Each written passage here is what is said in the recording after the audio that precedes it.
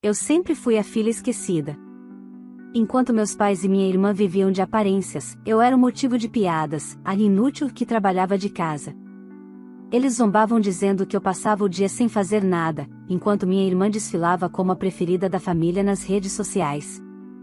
O que ninguém imaginava é que, por trás do meu computador, eu comandava equipes de tecnologia e ganhava mais do que todos eles juntos. Quando descobriram, tentaram se aproximar, fingindo amor e arrependimento, mas o que realmente queriam era o meu dinheiro. Foi aí que eles aprenderam da pior forma que quem é chamado de fracasso pode ser o verdadeiro sucesso. Olá, seja bem-vindo ao canal Histórias Surpreendentes. Curta e se inscreva nesse canal, aproveite e ative as notificações. Comente aqui de qual cidade você está assistindo, vou adorar saber e deixar um coração no seu comentário. Desde pequena, aprendi que o amor dos meus pais vinha com condição. Enquanto minha irmã, Bianca, era tratada como o orgulho da casa, eu, Carolina, era sem graça, sem futuro, a que dá sorte de ter um quarto e um prato de comida. Nossos pais sempre deixaram claro quem merecia os elogios e quem carregaria as culpas. Se Bianca tirava nota baixa, era culpa do professor. Se eu tirava 10, diziam que era obrigação. A vida inteira fui o pano de fundo do show particular deles, a filha que ninguém olhava, mas que estava sempre ali, fazendo o que precisava ser feito.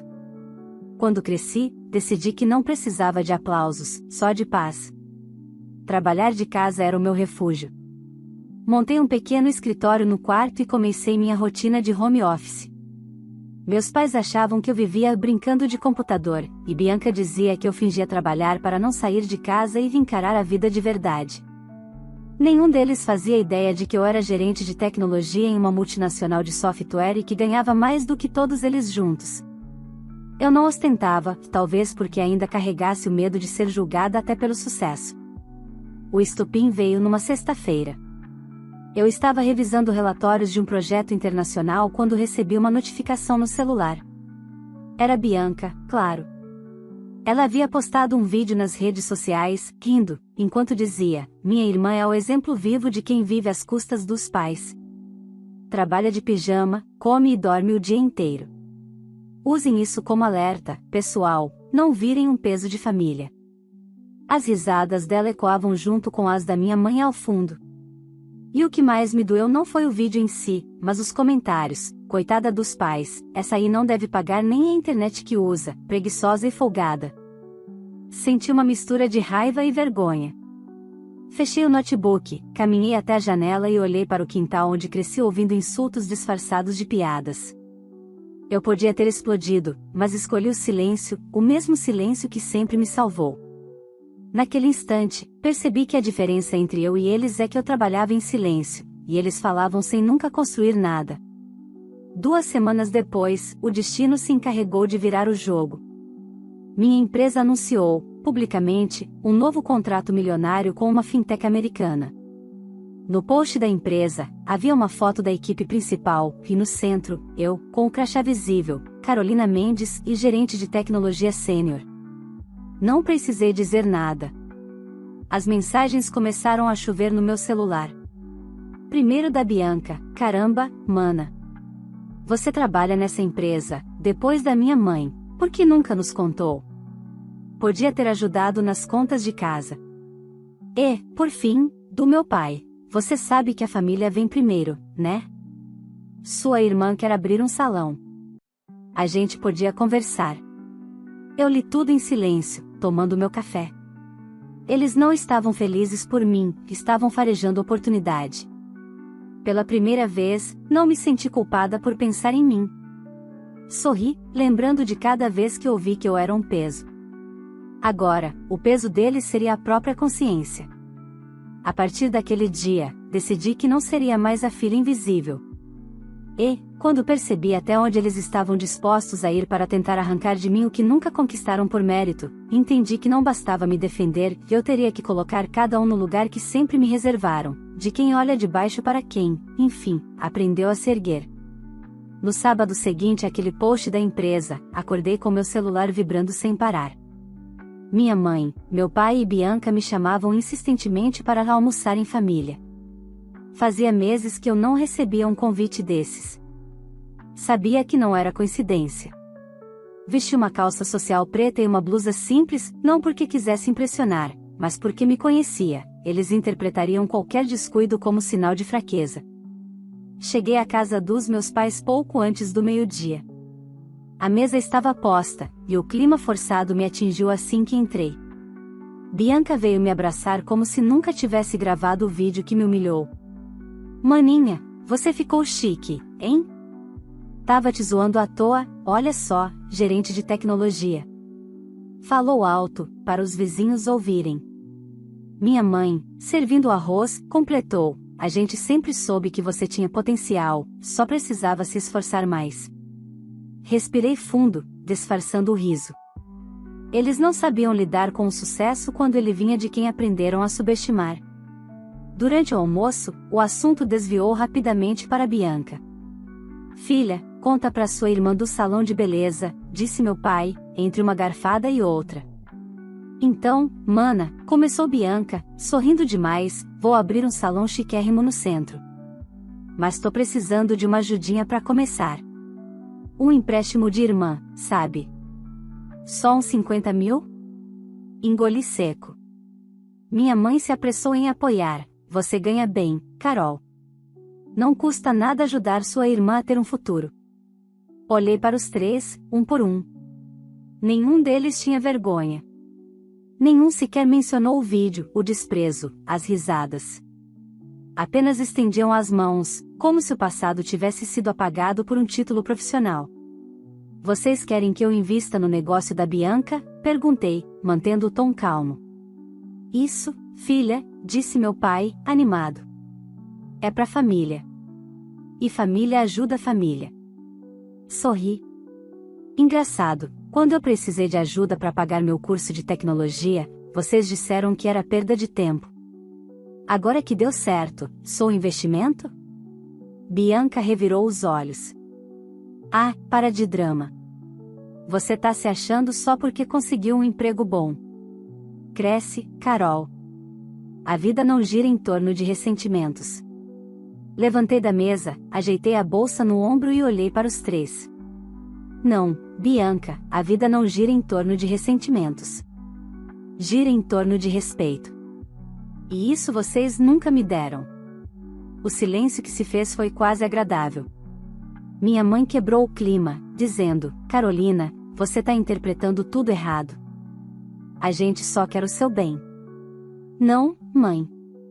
Vocês querem o meu dinheiro. Peguei as chaves e caminhei até a porta. E para deixar claro, não sou um banco. Sou a mesma filha que vocês sempre chamaram de inútil, a diferença é que agora vocês descobriram que essa inútil paga mais imposto por mês do que vocês ganham. Saí da casa com o coração batendo forte, mas leve. Pela primeira vez, não engoli o orgulho. Passei o domingo sozinha, entre planilhas e pensamentos. Eu sabia que aquela reação teria consequências, e não demoraram a vir.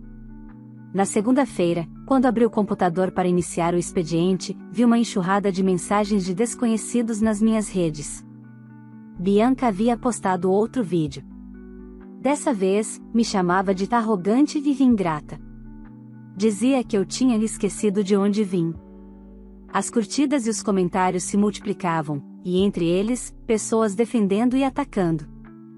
Meu nome estava nos comentários de estranhos, minha imagem distorcida por quem sempre quis me diminuir.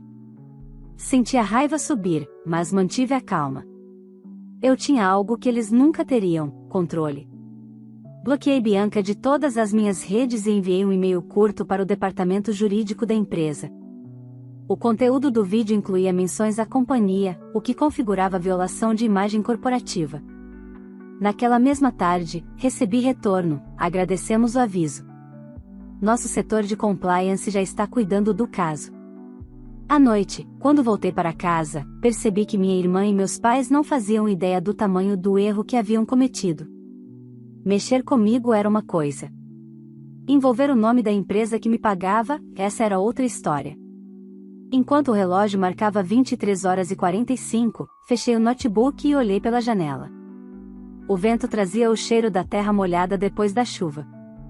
Pensei em tudo que passei para chegar até ali. Eles ainda achavam que eu era a filha pequena que podia ser silenciada. Estavam prestes a descobrir que o silêncio de alguém como eu não era sinal de fraqueza. Era só o som do próximo golpe sendo preparado. Na manhã seguinte, acordei com meu celular vibrando sem parar. Entre as notificações, havia uma mensagem da equipe de recursos humanos: Carolina, precisamos conversar hoje às 14 horas. É urgente. Por um segundo, temi o pior. E se o vídeo da Bianca tivesse comprometido minha imagem dentro da empresa? Respirei fundo, me arrumei e entrei na reunião online. Na tela, estavam meu diretor, a gerente de RH e o advogado da companhia. O coração disparou. Carolina, começou o diretor, ficamos sabendo do vídeo que circula com seu nome. Antes de qualquer coisa, queremos deixar claro que sabemos quem você é aqui dentro. Sua postura sempre foi exemplar. Suspirei, aliviada. Mas, ele continuou, por precaução jurídica, precisamos que registre oficialmente a ocorrência. O setor de compliance já notificou a autora do conteúdo e, se necessário, abriremos um processo por difamação. Concordei, tentando não demonstrar emoção. Eles estavam cuidando de mim, de algo que minha própria família nunca fez. Ao final da reunião, o advogado acrescentou: e, Carolina, saiba que tem todo o nosso apoio. Lamentamos que sua vida pessoal tenha sido exposta dessa forma. Desliguei a câmera e chorei em silêncio. Não de tristeza, mas de um misto de raiva e alívio. Pela primeira vez, alguém acreditava em mim sem precisar me justificar. A diferença é que agora eu tinha uma empresa inteira do meu lado, e minha irmã não fazia ideia do tamanho da encrenca em que havia se metido. No dia seguinte, o vídeo sumiu das redes. Bianca não comentou nada, mas sabia que a notificação judicial tinha surtido efeito. Meus pais, no entanto, começaram uma nova ofensiva. Filha, disse minha mãe ao telefone, com voz melosa, sua irmã se arrependeu, sabe? Ela não teve intenção de te ofender. Foi só brincadeira. Fiquei em silêncio. Ela continuou: a gente estava pensando em reformar a casa. O telhado tá caindo aos pedaços. Você poderia dar uma força. Afinal, é sua casa também. Minha casa. Engraçado, eu não me lembrava de ter uma chave daquele portão há anos. Mãe, vocês nunca precisaram de mim para cuidar da casa. E agora também não vão precisar. Boa sorte com o telhado. Desliguei antes que ela pudesse responder. No fundo, eu sabia que aquilo era apenas o começo. Bianca podia ter apagado o vídeo, mas a vergonha deles era maior do que qualquer desculpa. E o orgulho ferido de quem vive de aparência é sempre perigoso. Na semana seguinte, as tentativas ficaram mais diretas. Primeiro, meu pai apareceu na portaria do meu condomínio, alegando que precisava falar comigo com urgência. Pedi para o porteiro dizer que eu estava em reunião. Depois, recebi uma mensagem da Bianca: Mana, me desculpa. Eu tava com inveja. Achei que você não fosse nada. Agora sei que tava errada. Vamos recomeçar? Ah, e aproveitando, tem um evento de influenciadores em São Paulo. Se eu tivesse um notebook novo, daria para editar meus vídeos melhor. Você podia me ajudar, né? Ri sozinha. A disfarçatez dela era quase artística. Respondi com uma única frase: Bianca, nem todo débito emocional pode ser pago com dinheiro. Boa sorte com seus vídeos. 2 dias depois, minha mãe me mandou uma foto. Era do carro da família, um Gol antigo, parado na frente da oficina. Seu pai precisa consertar o motor, mas estamos apertados. Não queria pedir, mas só você pode ajudar. Dessa vez, não respondi. Bloqueei o número. Foi nesse silêncio que percebi: eles não queriam minha presença, queriam minha conta bancária. E eu não seria mais o caixa eletrônico emocional daquela casa. Com o passar das semanas, minha vida profissional floresceu ainda mais. Fui convidada para liderar um projeto internacional com uma equipe na Alemanha. O salário aumentou, e junto dele veio a sensação de que, enfim, eu estava onde sempre mereci estar. Ainda assim, havia algo que me incomodava. Não era o sucesso. Era saber que minha família continuava tentando me atingir pelas sombras. E eu estava certa. Numa noite de domingo, recebi um e-mail anônimo com o assunto: "Olha o que estão dizendo sobre você." Abri. Era um link de um perfil falso em uma rede social. As postagens insinuavam que eu havia conseguido meu cargo por favores, e que eu mentia sobre o que fazia. O texto terminava com: "Nem parece que é filha da Dona Lúcia, aquela senhora tão simples. Como será que ela conseguiu tanto dinheiro assim?" Meu sangue gelou. Aquilo era obra deles, de Bianca ou dos meus pais. O tom era idêntico ao das piadas que eu ouvi a vida inteira. Em vez de reagir impulsivamente, salvei tudo. Prints, datas, links. Mandei o material para meu advogado. "Carolina", ele disse, "isso é difamação agravada, e se comprovarmos vínculo familiar, eles podem responder judicialmente." Pela primeira vez, eu não hesitei. "Prossiga com tudo, doutor. Quero que eles entendam que não existe mais a Carolina de antes." Naquela noite, dormi tranquila. Porque entendi que quando o respeito não vem por amor, ele vem pela consequência. 2 semanas depois, o advogado me ligou. "Carolina, tenho boas notícias. Conseguimos rastrear a origem do perfil falso. O IP é da mesma rede residencial registrada em nome de sua mãe." Fechei os olhos por um instante. Parte de mim ainda queria acreditar que era coincidência, que talvez fosse algum vizinho intrometido. Mas no fundo, eu já sabia. Era o tipo de crueldade passiva que minha família sempre praticou: ferir disfarçando de brincadeira, humilhar sem nunca admitir. "Podemos seguir com a ação", disse o advogado. "Mas preciso da sua autorização formal." Respirei fundo. "Faça o que for necessário." Naquela mesma semana, eles receberam a notificação judicial. O silêncio que veio depois foi ensurdecedor. Nenhuma ligação, nenhuma mensagem, nada. Pela primeira vez na vida, senti que o medo havia trocado de lado. Certo dia, voltando do mercado, encontrei um carro velho parado em frente ao meu prédio. Reconheci o modelo e, antes mesmo de ver o rosto, soube quem era.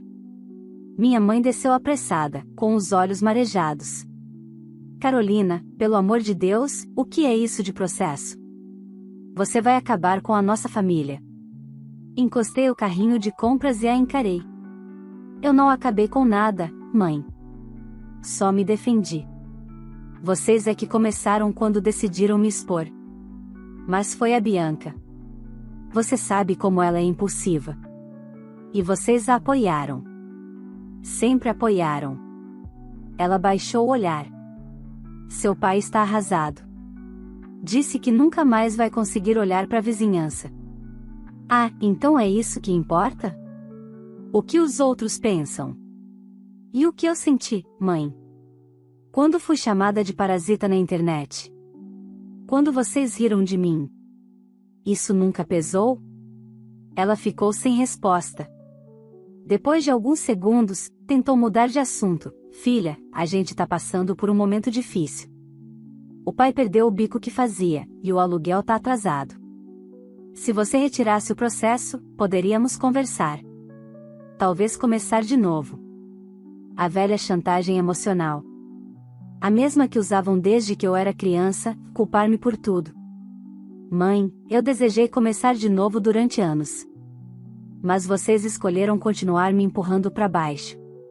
Agora, cada um vai lidar com o que plantou." Ela enxugou as lágrimas e, antes de ir embora, disse algo que me feriu mais do que eu gostaria de admitir: "Um dia, você vai ficar sozinha, Carolina. E vai lembrar que ninguém precisa de uma filha que humilha os próprios pais." Quando ela foi embora, senti o estômago embrulhar. Não era culpa, era exaustão. Eu havia passado a vida inteira tentando ser vista por pessoas que só me enxergavam quando precisavam de algo. Naquela noite, sentei diante do computador, abri o sistema de mensagens internas da empresa e li o e-mail do meu diretor: "Carolina, o conselho aprovou seu nome para representar o Brasil no projeto europeu. Parabéns. Precisamos de você em Lisboa por 3 meses, com tudo pago." Sorri. Era o sinal que eu precisava. Talvez o universo estivesse me mostrando que era hora de me afastar, fisicamente e emocionalmente, daquele círculo tóxico. Respondi ao e-mail aceitando o convite. Nos dias seguintes, comecei a organizar minha viagem. Enquanto separava documentos, recebi uma notificação bancária, uma tentativa de saque indevido da minha conta conjunta antiga, aquela que abri com meu pai quando ainda morava com eles, anos atrás. Fui até o banco e confirmei o que temia: meu pai tentará movimentar o saldo, alegando autorização verbal. Aquilo foi a gota d'água. Solicitei o bloqueio imediato e o encerramento da conta. Em seguida, pedi ao advogado para adicionar um incidente ao processo. Dessa vez, não havia mais volta. 3 dias antes da viagem, meu telefone tocou novamente. Era Bianca. Atendi por impulso. Parabéns, maninha. Europa, hein? Aposto que tá se achando agora. Só não esquece de quem ficou aqui ralando de verdade. Ralando? Perguntei, irônica. Gravar vídeos chamando os outros de inúteis é o que você chama de ralar? Ela riu. Ai, Carolina, deixa de ser amarga. Olha, se você quiser limpar a imagem da família, podia fazer uma postagem, sabe? Algo tipo: apesar das diferenças, amo meus pais e minha irmã. Isso ajuda todo mundo, e você ainda fica parecendo humilde. Bianca, você ainda não entendeu. Eu não tô preocupada com imagem. Eu tô ocupada vivendo. Então é isso? Vai deixar seus pais afundarem? A empresa do papai tá falindo. Ele nunca teve uma empresa. Tinha um vício em gastar o que não tinha. Do outro lado da linha, o silêncio durou alguns segundos. Depois, a voz dela mudou de tom, mais baixa, quase amarga. Você vai se arrepender de virar as costas pra gente. Sorri. Não, Bianca. Eu me arrependi por muito tempo de não ter virado antes. Desliguei. Naquela mesma noite, fechei a mala. Pela primeira vez, não senti culpa. Enquanto o avião decolava rumo à Europa, olhei pela janela e deixei que o passado ficasse pequeno, como as luzes que se afastavam no horizonte. Eu não sabia ainda, mas aquele voo marcava o início do fim para eles, e o começo de uma justiça que viria sem que eu precisasse mover um dedo a mais. Os meses em Lisboa passaram como um sopro. O trabalho era intenso, mas recompensador. Fui recebida como parte essencial do projeto e, pela primeira vez, senti-me valorizada não pelo que podiam tirar de mim, mas pelo que eu realmente sabia fazer. Era estranho viver sem culpa, sem precisar provar nada. Mas com o tempo, o silêncio da minha família começou a se transformar em uma paz necessária. Durante o 3º mês, recebi uma ligação inesperada do Brasil. Era o advogado. Carolina, só estou ligando para informá-la oficialmente. O processo foi encerrado. Sua família fez um acordo judicial e aceitou pagar indenização por danos morais e uso indevido de imagem. O valor será depositado na sua conta ainda esta semana. Apertei o celular com força. Não pelo dinheiro, que era simbólico perto do meu salário, mas pela confirmação de que, pela primeira vez, eles haviam enfrentado as consequências do que fizeram. Obrigada, doutor, respondi. Pode doar o valor. Não quero um centavo vindo deles. Voltei ao Brasil 2 semanas depois, em um voo noturno. Ao chegar, encontrei o aeroporto lotado, mas me senti sozinha, de um jeito bom. Peguei um táxi e fui direto para meu apartamento. No caminho, o motorista comentou sobre uma matéria que acabará de ouvir no rádio. Menina, teve uma confusão danada numa cidadezinha aqui do interior. Uma influenciadora local processada por difamação. O vídeo dela caiu e agora ela tá falida. Sorri discretamente. É mesmo? Perguntei, sem revelar nada. No dia seguinte, a confirmação veio de forma direta. Ao abrir o celular, vi as notícias locais compartilhadas em grupos da cidade. Influenciadora é processada por difamação e perde contratos. A foto de Bianca, abatida e sem maquiagem, estampava os sites de fofoca. Nos comentários, as pessoas a chamavam de falsa, mentirosa e ingrata. A ironia era que, dessa vez, não fui eu quem precisou se defender. O mundo fez isso por mim. Enquanto lia as manchetes, outra mensagem apareceu. Era do número da minha mãe. Filha, precisamos conversar. Está tudo desmoronando. Seu pai perdeu o carro. Bianca tá sem renda. A casa tá indo a leilão. Por favor, nos ajude. Demorei alguns minutos antes de responder. Digitei, apaguei, digitei de novo. Por fim, escrevi apenas: Mãe, vocês ensinaram a rir de quem sofre. Agora é hora de aprender o peso do próprio riso. Deixei o celular sobre a mesa e fui trabalhar. Naquela semana, recebi um convite para assumir definitivamente a gerência de tecnologia da filial no Brasil. O cargo vinha acompanhado de um aumento expressivo e de uma proposta para abrir um novo escritório no interior, ironicamente, na mesma cidade onde cresci. Aceitei. E decidi me instalar por lá, não por saudade, mas para deixar claro que o medo de voltar havia acabado. Quando cheguei, encontrei a cidade murmurando sobre minha família. Meus pais haviam perdido o único bem que tinham, a casa em que vivia até os 17 anos. O banco retomara o imóvel por falta de pagamento. A imagem da família tradicional e honesta desmoronara junto com as dívidas. Um dia, ao sair do novo escritório, vi minha mãe na calçada oposta. Carregava uma sacola de mercado, visivelmente mais magra, o olhar perdido. Ela me viu e atravessou a rua apressada. Carolina, por favor. Eu sei que erramos. Seu pai está doente, e a Bianca não tem mais para onde ir. A dor no olhar dela era real, mas não sincera. Era desespero, não arrependimento. Mãe, eu avisei. Quando o respeito vai embora, o resto vai junto. Ela tentou se aproximar, segurando meu braço. Filha, você pode nos ajudar. Só um pouco, até a gente se reerguer. Afastei a mão dela com calma. Eu trabalhei a vida inteira para me levantar sozinha. Vocês riram de mim por isso. Agora é a vez de vocês aprenderem. Você não vai nos perdoar nunca? Perguntou, quase chorando. Perdoar? Talvez um dia. Mas confiar? Nunca mais. Ela deu um passo para trás, o rosto desfeito. E pela primeira vez, vi minha mãe sem o escudo do orgulho, apenas como uma mulher que colheu o que plantou. Nos dias seguintes, Bianca começou a me rondar novamente, mandando mensagens longas e dramáticas. Mana, você venceu. Eu perdi tudo. Tô morando de favor. Só queria um recomeço. Apaguei sem responder.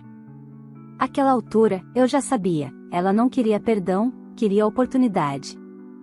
Enquanto isso, o destino cuidava do resto.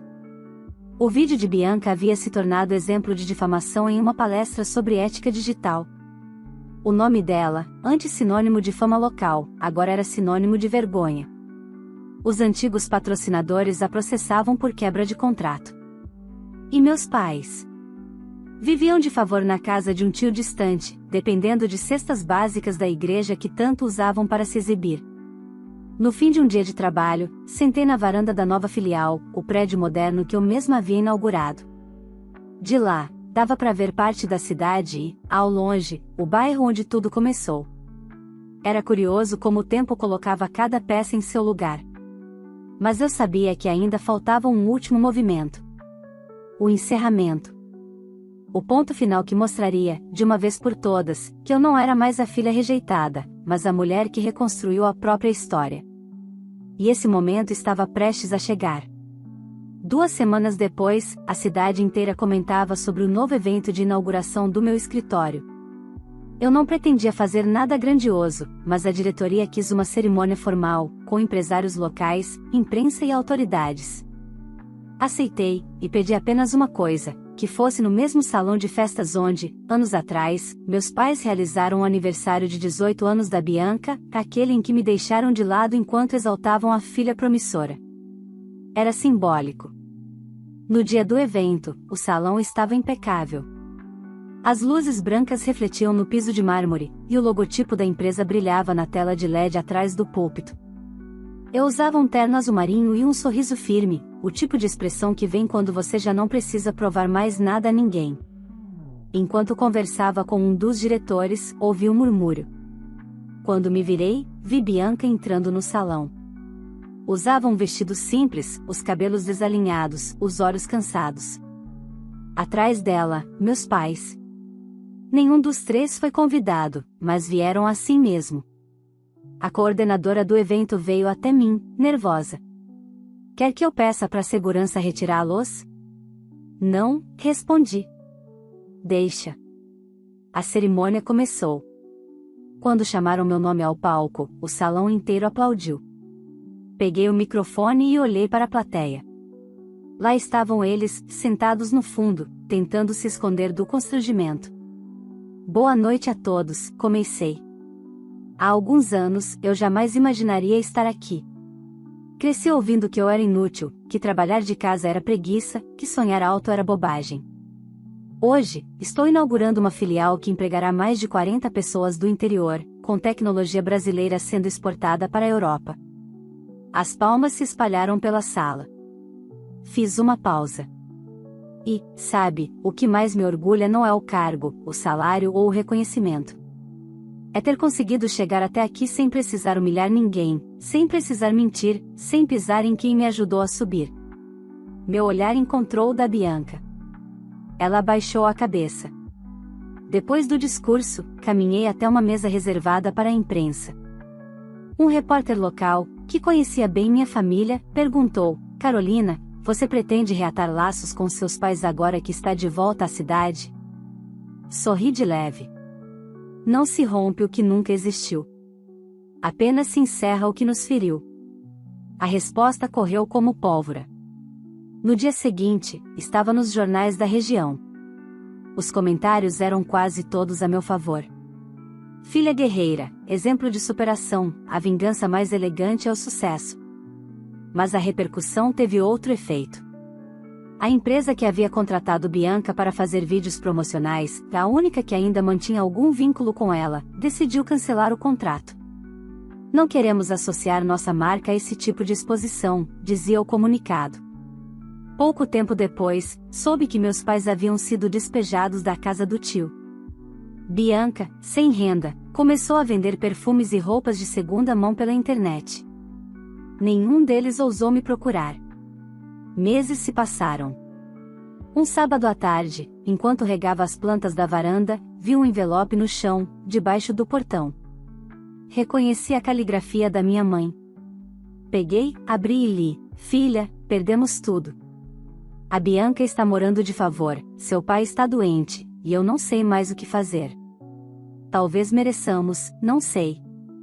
Mas eu precisava te dizer que, apesar de tudo, eu me orgulho de você. Mesmo que nunca possa te pedir perdão olhando nos olhos. Mamãe. Por um instante, o coração apertou. Depois, senti um tipo de paz que não vem da vingança, mas da clareza. Eu havia tentado minha vida inteira conquistar esse reconhecimento, e quando finalmente veio, percebi que já não precisava mais dele. Na segunda-feira seguinte, decidi fazer algo simbólico. Doei parte do meu bônus anual para um programa que incentivava mulheres do interior a entrarem no setor de tecnologia.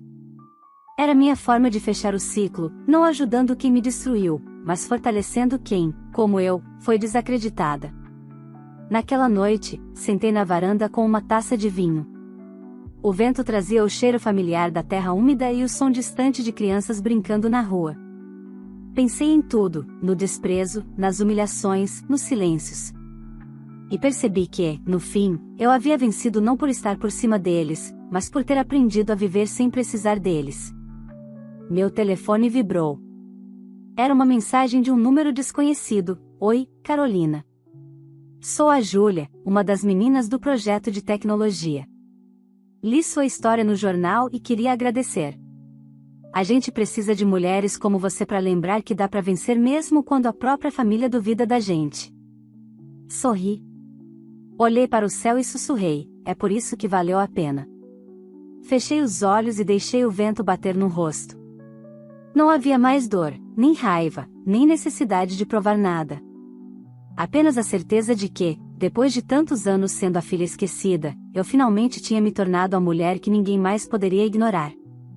E ali, sob o céu do interior, entre o som dos grilos e o cheiro da noite, entende a maior lição de todas: quando você deixa de buscar amor em quem só te oferece migalhas, o mundo inteiro começa a te enxergar pelo tamanho da sua coragem. Se essa história te tocou de alguma forma, deixe o seu like e se inscreva no canal para não perder as próximas histórias que vão mexer com o seu coração. Compartilhe esse vídeo com alguém que precisa lembrar do seu próprio valor, de que ninguém merece ser humilhado, nem mesmo por quem chama de família. Agora me conta aqui nos comentários, você teria feito o mesmo que a filha fez? Teria tido coragem de se impor e colocar um ponto final em quem só te procurava por interesse? Quero muito saber a sua opinião. E me diga também, de qual cidade você está assistindo esse vídeo? Eu adoro saber até onde as nossas histórias estão chegando, e prometo que vou deixar um coração no seu comentário para te agradecer pelo carinho. Não se esqueça, quando alguém tenta apagar o seu brilho, é sinal de que a sua luz está incomodando. Continue firme, lute pelo seu respeito e nunca aceite menos do que merece. Porque no fim, o verdadeiro sucesso é se olhar no espelho e sentir orgulho de quem você se tornou.